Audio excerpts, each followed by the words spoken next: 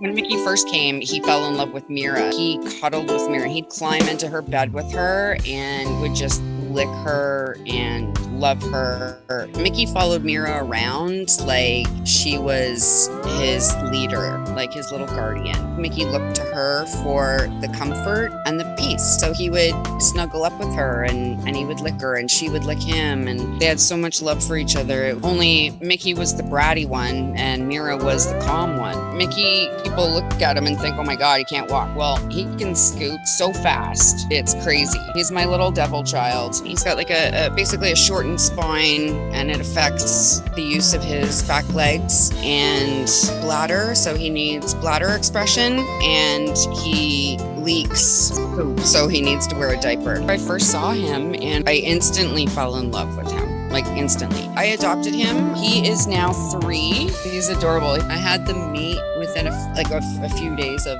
Mickey coming home, and I just brought Mira in his room and, had her laying on one side and Mickey on the other, and Mickey climbed over me, did the little double tap on her head, and she was just fascinated by him. Mickey would get the zoomies and would jump on her, but she never got upset with him. She would just play. If he jumped on her, she would just kind of throw her head back and look at him like, what are you doing? They're both young and they're both still playful and they're both brat. Mickey would start playing with her and she would, kind of play back as best as she could. And, then when it was nap time, when Mira went into one of her houses, because that's her favorite place to be, then Mickey would climb in with her. The first Halloween, and I had them both dressed up. I had her as Superwoman and Mickey as Batman. I took he and Mira down to the lake and the Berg, and he really enjoyed that as well. So because Mickey was so little, he was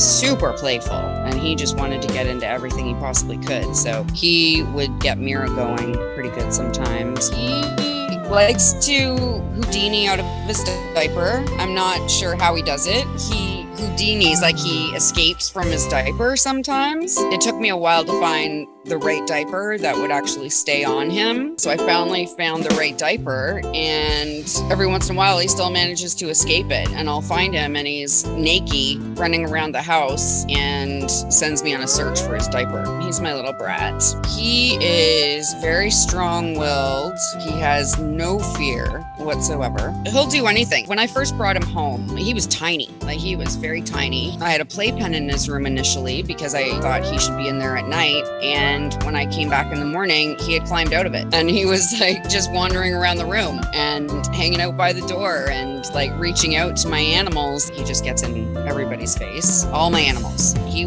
literally put himself in front of all of my animals and made them love him. He would just go right up, and for the first couple months, he liked to do this little double tap thing on them, on their heads or on their backs with his paw. And they had no choice but to love him. Really loves to be outside with me in the summer, and I like to take he and Mira on walks. We'll go for walks in the stroller, and I'll take him to the park.